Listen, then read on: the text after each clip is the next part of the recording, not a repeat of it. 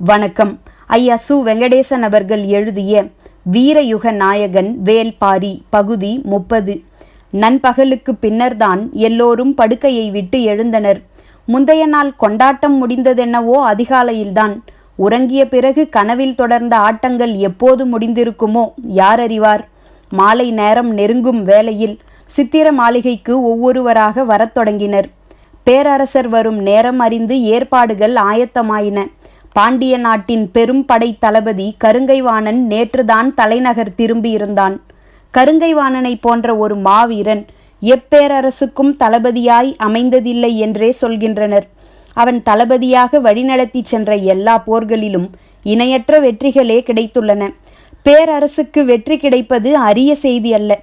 ஆனால் அவன் அடைந்த வெற்றிகள் அனைத்தும் சோதித்து பார்த்து அடைந்த வெற்றிகள். எதிரிகள் வீசும் அம்புகளுக்கு இடையில் போர்க்கலையின் பயிற்சியை நிகழ்த்த அளவற்ற திறன் வேண்டும். அவன் எதிரிகளை வைத்து போரினை அறியவே முயல்கிறான். போர் தொடங்கிய சில நாழிகைகளிலேயே களத்தின் ஒவ்வொரு இயக்கமும் அவனால் கணிக்கப்பட்ட வடிவத்துக்குள் வந்துவிடுகிறது. எதிரிகள் அவன் சொற்பேச்சை கேட்டு வந்து சேருவதைப் போலத்தான் அவனது திட்டத்துக்குள் தலை நுழைத்து எட்டி பார்க்கின்றனர். பார்த்து கொண்டிருக்கும் போதே தலைகள் உடலை விட்டு தள்ளிப்போய் விழுகின்றன. நாடுகளை பிடிப்பதென்ற நிலையை கடந்து குறிப்பிட்ட மக்கள் குலங்களை தேடி தேடி வேட்டையாடுகின்றனர். எல்லாவித திறன்களையும் சேகரித்து கொள்ள வேண்டியது ஒரு பேரரசின் தேவையாக இருக்கிறது. இப்போது கூட குறிப்பிட்டதொரு குலத்தை வெற்றி கொண்டுதான் திரும்பி இருக்கிறான். இத்திருமணத்தை முன்னிட்டு சூழ்கடல் முதுவனுக்கு மிகச்சிறந்த பரிசை தர பேரரசர் விருப்பப்பட்டார். அதற்காகவே பெரும் தாக்குதல் நடத்தப்பட்டது. சில 100 பேரை பிடிக்க பல்லாயிரம் வீரர்கள் கொண்டு நடத்தப்பட்ட தாக்குதல்.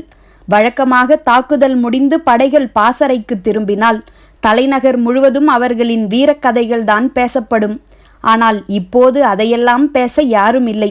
முந்தைய நாள் பெருவிருந்தில் யார் எங்கே குடை சாய்ந்தனர் என்பதுதான் பேச்சாக இருக்கிறது. வந்திறங்கிய யவன அழகிகளை பற்றி பேசாதவர்கள் யாரும் இல்லை. ஒளி குன்றா பேரழகு என்று பார்த்தோர் சொல்கின்றனர். யவன தளபதிகளும் பாண்டிய நாட்டை பார்த்து வியந்து போயிருந்தனர். மேற்கூரை மூடப்பட்ட 100 கால் அரங்கே அவர்களை பெருவியப்பில் ஆழ்த்தியதாக மொழிபெயர்ப்பாளர்கள் கூறினர். அவர்கள் நாட்டில் உள்ளதெல்லாம் மூடப்படாத திறந்தவெளி அரங்குகள்தானாம். பேச்சினூடே ஒவ்வொருவராக சித்திர மாளிகைக்கு வந்து சேர்ந்தனர். வணிகர் குல தலைவர்கள் 4 உள்ளே நுழைந்த போது இளவரசனும் கருங்கைவாணனும் சாகலைவனும் அங்கே இருந்தனர்.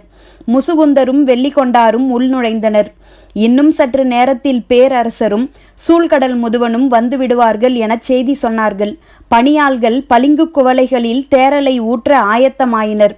நேற்றைய கொண்டாட்டத்தில் மேற்கூரையிலிருந்து தொங்கும் கயிற்றை பிடித்துக்கொண்டு அந்தரத்தில் ஒருத்தி ஆடினாலே இப்போதும் என்னால் அதை நம்ப முடியவில்லை என்றான் சாகலைவன். அவள் தந்தரையில் ஆடினால் கூட நமது கண்களால் நம்ப முடியாமல் தான் இருந்திருக்கும் என்றார் கருங்கைவாணன். பேசிக்கொண்டிருக்கும் போது வெள்ளிக்கொண்டார் கேட்டார், அந்த ஆட்டம் எப்பொழுது நிகழ்ந்தது? எல்லோரும் சிரித்தனர். உங்களின் ஆட்டம் தொடங்கிய பின்னால்தான் என்றான் சாகலைவன். அவளாவது கயிற்றை பிடித்து ஆடினாள், நீங்களோ காற்றை பிடித்தே ஆடினீர்கள் என்றார் முசுகுந்தர். சிரிப்பு அரங்கை நிறைத்தது. பேரரசர் வரும் அறிவிப்பு ஓசை கேட்டது. சிரிப்பொலியை அடக்கி வாயில் நோக்கி வணங்கி நின்றனர். தேரல் மட்டும்தான் அருந்தும்போது தரும் மயக்கத்தை அதன் மனத்தை நுகரும்போதே தந்துவிடும் சிறப்பை கொண்டது. அதனாலேயே குவளையில் ஏந்தியபடி மோந்தும் விளக்கியுமாக ஒரு விளையாட்டை விளையாடுவர். மூக்கில் ஏறும் மயக்கம் கன நேரத்திலேயே நடு உச்சியை தொட்டு திரும்புகிறது. கலையாமல் இருக்கும் மேகம் போல அது உச்சந்தலையில் நீண்டு நிலை கொள்ளும். எப்போது குடிக்கத் தொடங்குகிறீர்களோ அதன்பின் அது வயிற்றோடும் எரிகொள்ளும் மயக்கத்தோடும் தொடர்புடையதாகிவிடுகிறது. எனவே முதல் மிடரை அருந்தும் வரை மயங்கும் காலத்தை நீட்டித்துச் செல்பவன்தான் தேரலில் தேர்ந்தவனாகிறான். இங்கிருப்பவர்கள் எல்லோரும் தேர்ந்தவர்கள்தான். ஏந்திய குவளையை மூக்குகள் நுகர்ந்தபடி பேச்சுக்கள் மட்டுமே சுழன்று கொண்டிருந்தன. அரங்கின் ஆட்டம் பற்றி பேசுதல் மிதக்கும் மனநிலைக்கு மெருகேற்றியது. திரைச்சீலை விலக மறுத்த கணத்தில் பணியாளன் ஒருவன் ஓடிப்போய் அதனை சரி செய்தான். அது தற்செயலான நிகழ்வு என்று எல்லோரும் நினைத்தனர். ஆனால் அரங்கினரின் கவனம் முழுவதையும் திரைச்சீலையில் நிறுத்தி தனது சீலையை மாற்றி சுழன்று உள்நுழைந்தாளே அவள், அந்த கணம்தான் நேற்றைய ஆட்டத்தின் உச்சம் என்றார் முசுகுந்தர். தேரலை அருந்தியபடி பொதிய வெப்பனின் வாய் முணுமுணுத்தது. உச்சத்தை அறிந்தவன் நான் மட்டுமே. எல்லோரும் ஆடல் அரங்கையே பேசிக்கொண்டிருக்க சூழ்கடல் முதுவன் அமைதியாக கேட்டுக்கொண்டிருந்தார். அவரை பார்த்து பேரரசர் கேட்டார், நீங்கள் பேரரங்கில் கலந்து கொள்ளவில்லையா? இல்லை அரசே, நான் திசைவேழரை காணப் போயிருந்தேன். மிக பயனுள்ள பொழுதாக அது அமைந்தது. நீங்கள் அடைந்த பயனை எங்களோடு பகிர்ந்து கொள்ளலாமா? யவனர்களுக்கும் நமக்குமான வானியல் வேறுபாட்டை பற்றி பொருத்தமானவரிடம் உரையாட வேண்டும் என நீண்ட நாள் நினைத்திருந்தேன். அது நேற்றுதான் நிறைவேறியது. திசைவேழர் வானியலின் பேராசான், நீங்களோ கடல் வணிகத்தின் பெருமுதுவன். இருவரும் உரையாடினால் எவ்வளவு அறிவார்ந்த உரையாடலாக அது இருந்திருக்கும். எனக்கு கேட்க வாய்ப்பின்றி போய்விட்டதே. பேரரசரின் இச்சொல் சூழ்கடல் முதுவனை நாணச் செய்தது. யவனர்கள் பெரும் பேரரசை ஆண்டு கொண்டிருப்பவர்கள். நம்மை அவர்களோடு ஒப்பிட முடியாது. ஆனாலும் இருவருக்கும் நிறைய ஒற்றுமைகள் உண்டு. அப்படித்தானே முதுவரே என்று கேட்டார் முசுகுந்தர். ஆம் என்றார் முதுவன். கொள்வதற்கு விலையில்லா செல்வம் அவர்களிடம் உண்டு. கொடுக்கவோ ஒப்பிட முடியா வளம் நம்மிடம் உண்டு. இப்பெரும் வணிகம் நடக்கும் கடலை நாம் நேமி என்கிறோம். அவர்களும் இதை போன்றே சொல்கின்றனர். நாம் வட்டத்தை திகிரி என்கிறோம். அவர்களோ டிகிரி என்கின்றனர். காலத்தின் அளவீடுகளை நாம் ஓரை என்கிறோம். அவர்களோ ஓவர் என்கின்றனர். வெம்மையை குளுமையாக்கும் அதிசய மரமாக நமக்கு வேம்பு இருக்கிறது. அவர்களுக்கோ ஆலிவ். இரண்டின் இலையிலும் இருப்பது ஒரே கசப்பு. இரண்டின் நிழலிலும் இருப்பது ஒரே குளுமை. நூற்றாண்டுக்கும் மேற்பட்ட வணிகத்தால் எவ்வளவோ கொடுக்கல் வாங்கல் நடந்திருக்கிறது. இவ்வணிகம் அவர்களின் தேவையில் இருந்துதான் தொடங்கி வளர்ந்தது. அதற்கான மாற்று ஈடாகத்தான் நாம் பலவற்றை பெற்றுக்கொள்கிறோம். அந்த தொடக்க கட்டத்தில் இருந்து நாம் வெகு தூரம் முன்னோக்கி வந்துவிட்டோம். இப்போதைய நிலையில் கடல் வணிகத்தில் நமது கை ஓங்க வழி என்ன என கேட்டார் முசுகுந்தர். கற்பனைக்கான மயக்கத்துக்கு இப்போது தேரலோ நேற்றைய ஆட்டத்தின் நினைவோ தேவைப்படவில்லை. வணிகத்தின் பெருங்கனவே போதுமானதாக இருந்தது. கனவென்பது உண்மையின் மீது அகலாத திரையைப் போல படிந்தே கிடக்க வேண்டும். காதலுக்குத்தான் அத்தகைய கனவை உருவாக்கும் வல்லமை உண்டு. அதனாலேயே கைகூடாத காதலுக்கு பெருந்தண்டனையை கனவுகளே அளிக்கின்றன என்றாள் பொற்சுவை. வைகையின் கரையோரம் பூவிலி மன்றத்தில் இருந்து ஓடும் நதியை பார்த்து கொண்டே பொற்சுவை கூறியது சுகமதிக்கு அதிர்ச்சியை தந்தது. சக்கரவாக பறவை கடலின் குறியீடாக மட்டுமல்ல, காதலின் குறியீடாகவும் இருக்கிறது. எனவே அவ்விடம் விட்டு வெளியில் வருதல் நலம் என தோன்றியதால் வைகை கரைக்கு அழைத்து வந்தாள் சுகமதி. நதி கனவோடும் காதலோடும் கலந்த ஒன்றல்லவா? அதுவும் வைகை காதலர் திருவிழாவை காலங்காலமாக தனது உள்ளங்கையில் வைத்து கொண்டாடும் நதி அல்லவா? இங்கு வந்தால் வேறு எதன் நினைவு வரும் என்று நீ நினைத்தாய் எனக் கேட்டாள் பொற்சுவை. வைகையை தமிழ் நதி என்றுதானே புலவர்கள் அழைக்கின்றனர். அதனால் உங்களின் நினைவு இலக்கியத்தின் பால் செல்லும் என நினைத்தேன் என்றாள் சுகமதி. இலக்கியமும் காதலும் வெவ்வேறா சுகமதி எனக் கேட்டவள் கூறினாள். நீ கப்பலுக்குள் இருக்கும் நீரணி மன்றத்தில் நாட்டியம் பார்த்திருக்கிறாயா? ஒரே ஒரு முறை மணிவாய் தீவுக்கு போகும்போது உங்களோடு சேர்ந்து பார்த்திருக்கிறேன். அப்போது என்ன நடந்தது என்று நினைவுபடுத்திப்பார். நடனமாடுபவளின் கால்களை நாம் வியந்து பார்த்து கொண்டிருப்போம். ஆனால் அதைவிட அதிகமாக நாம் ஆடிக்கொண்டிருப்போம். எது நடனம் என்ற குழப்பம் இருந்து கொண்டே இருக்கும். இலக்கியமும் காதலும் அப்படித்தான். எது இலக்கியம் எது காதல் என்பதை பிரித்தறிய முடியாது. ஒன்றின் நிழலாக இன்னொன்று இருக்கும். ஆனால் எது நிழல் என்பதை உறுதியாக சொல்ல முடியாது. சுகமதி வாயடைத்து போனாள். வைகையின் சிற்றலைகள் அடுத்தடுத்து வந்து பொற்சுவையின் கால்களை நனைத்து போயின. ஆடையின் கீழ் விளிம்பு முழுவதும் ஈரமானது. நேற்று ஆடலரங்குக்கு நீங்கள் ஏன் வரவில்லை என்றும் நீயாவது சொல்லி அழைத்து வர வேண்டாமா என்றும் பலர் என்னை கேட்டனர். நீ என்ன சொன்னாய்? பொற்சுவை மிகச் சிறந்த நடனமங்கை. யாருடைய ஆட்டத்தை பார்க்க வேண்டும் என்று அவருக்கு தெரியாதா என பதிலுக்கு கேட்டேன். மறுமொழியால் மகிழ்ந்த பொற்சுவை கேட்டால், நான் சிறந்த நடனமங்கையா சுகமதி? இதில் என்ன ஐயம்?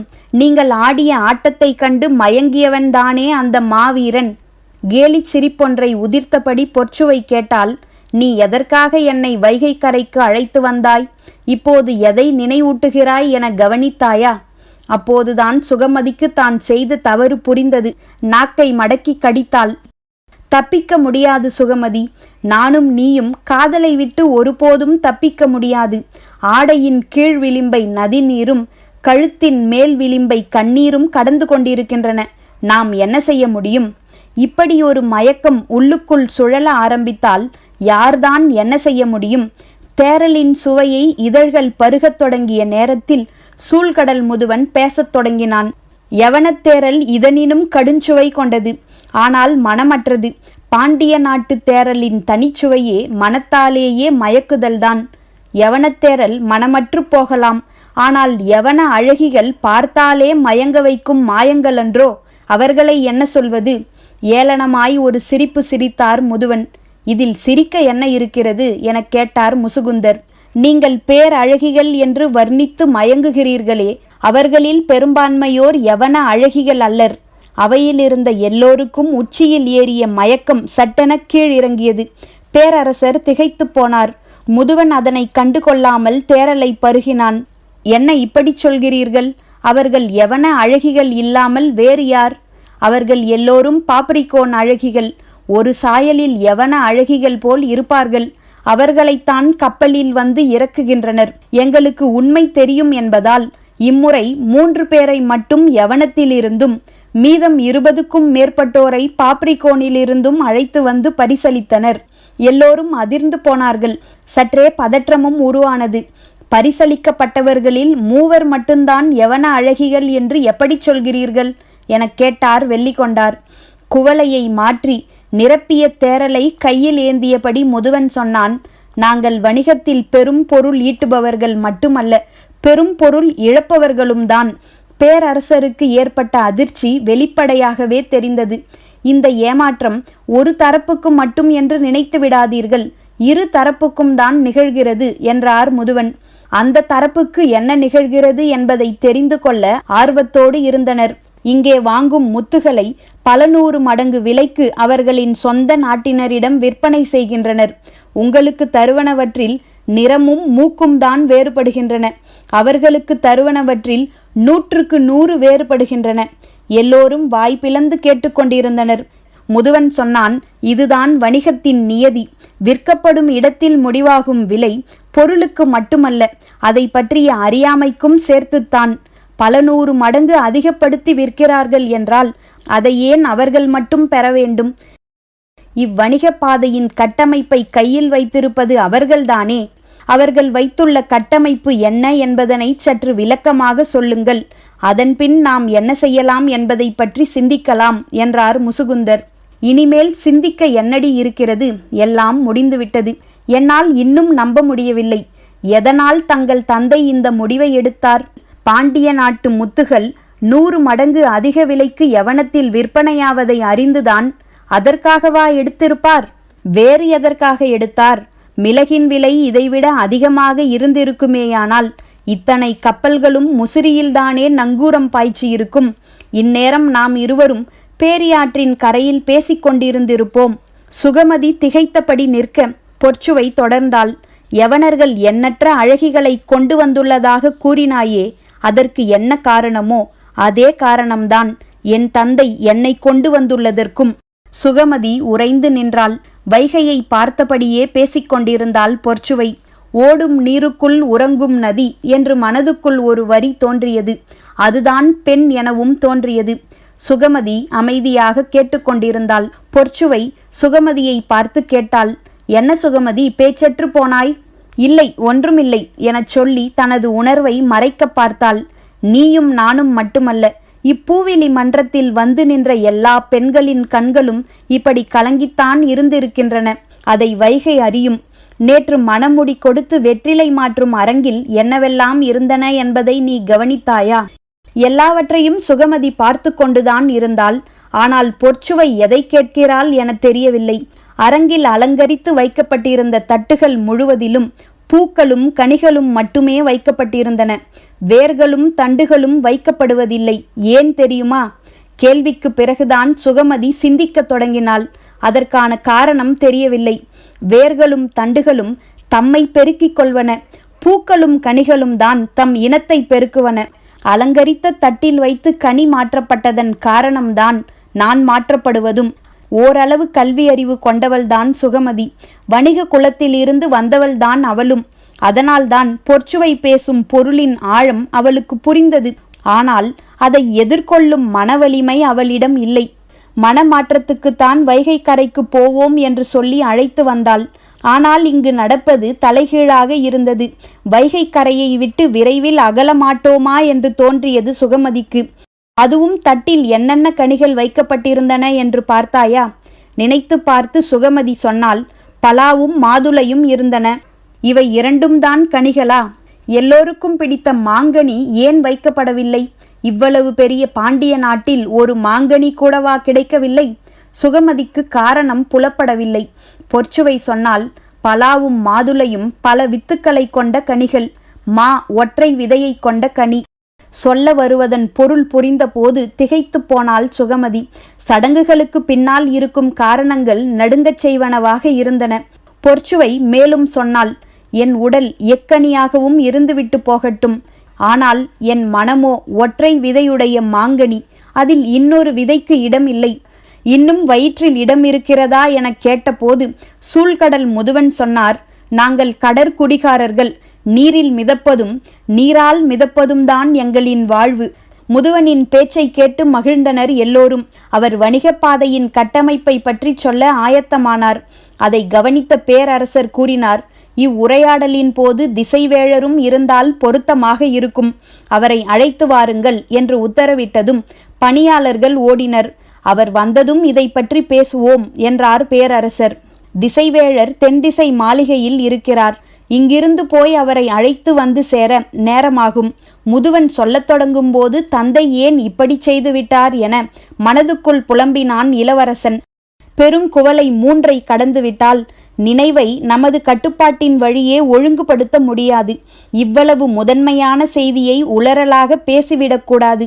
அது மட்டுமல்ல, உடன் 3 வணிகர்களை வைத்துக்கொண்டு பேசுவது அறிவுடைமை அல்ல.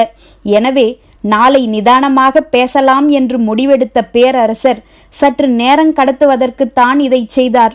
முசுகுந்தருக்கு மட்டும் இது புரிந்தது. சொல்ல மறந்துவிட்டேன். திசைவேழர் வந்ததும் அவரிடம் யாரும் கபிலரை பற்றி சொல்லிவிடாதீர்கள், கோபப்பட்டு விடுவார் என்று சொல்லி சிரித்தார் முதுவன். முதற்குவலையை கடக்காமல் இருந்த முசுகுந்தர் கேட்டார், பெருங்கவி இன்னும் ஏன் மணவிழாவுக்கு வந்து சேரவில்லை? மணமுடி நிகழ்வுக்கு முன்னதாக வந்துவிடுவார் என நினைத்தேன். தாம்பூலம் தரிக்கையில் அவர் இல்லாதது மனதை கவலை கொள்ளச் செய்தது என்றார் பேரரசர். இத்திருமணம் பற்றிய செய்தி தெரியாத இடமே இல்லை. தெரிந்தால் அவர் வராமல் இருந்திருக்க மாட்டார். ஒருவேளை நெடுந்தொலைவுள்ள தீவு எதற்கேனும் போயிருந்தால் செய்தி எட்டாமல் போயிருக்கலாம் அல்லவா? முதுவன் சொன்னான், இல்லை, எல்லா தீவிலிருந்தும் வணிகர்கள் வந்துவிட்டனர். இத்திருமண செய்தி தெரியாத பகுதி நிலப்பரப்பில் எங்கேனும் இருக்கலாம், தீவுக்குள் எங்கும் இல்லை. கடலும் கடல்சார் வாழ்வும் தானே உங்களுக்கு அமைந்தது. நீங்கள் எப்படி செடி கொடி காய்கனிகளை பற்றியெல்லாம் இவ்வளவு அறிந்தீர்கள்? வைகையில் இருந்து மாளிகை திரும்பும் வழியில் சுகமதி கேட்டாள். மறுமொழியின்றி அமைதியாக வந்தாள் பொற்சுவை. தேர் சக்கரம் உருளும் ஓசை மட்டுமே கேட்டுக்கொண்டிருந்தது. நான் எதுவும் தவறாக கேட்டுவிட்டேனா? இல்லை, மனம் ஆசானிடம் போய்விட்டது. அவர் எனக்கு கற்றுக் கொடுத்தது ஏராளம். அவரை பார்க்க கண்கள் ஏங்குகின்றன. அவர் ஏன் இன்னும் மணவிழாவுக்கு வராமல் இருக்கிறார்? அதை பற்றி நான் சிந்திக்கவில்லை. அவரை பார்த்தால் அந்த கணமே உடைந்து அழுது விடுவேன். அவரை நினைத்தாலே மனதில் பதற்றம் பற்றி கொள்கிறது. அதனாலே நினைக்காமல் இருக்கிறேன். இப்போது நீ அவரை நோக்கிய நினைவை கிளறி விட்டுவிட்டாய். இன்னும் சில நாள்கள்தானே இருக்கின்றன. அதற்குள் வந்துவிடுவார் என நினைக்கிறேன். வருவதாக இருந்திருந்தால் எப்போதோ வந்திருக்க வேண்டும். அதற்கான நாள்கள் கடந்துவிட்டன. இனி அவர் வரமாட்டார்.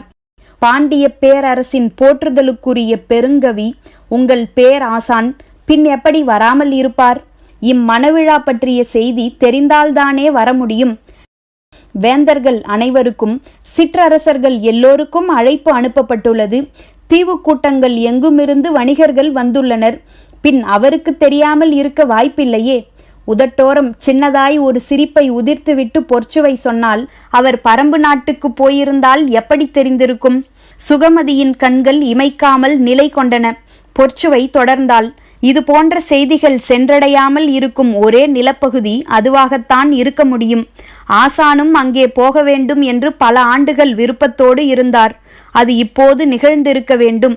சற்று இடைவெளி விட்டு சொன்னால், என் கண்ணீர் அவரை வெகு தொலைவிலே நிறுத்திவிட்டது சுகமதி. பரம்பின் குரல் ஒலிக்கும்.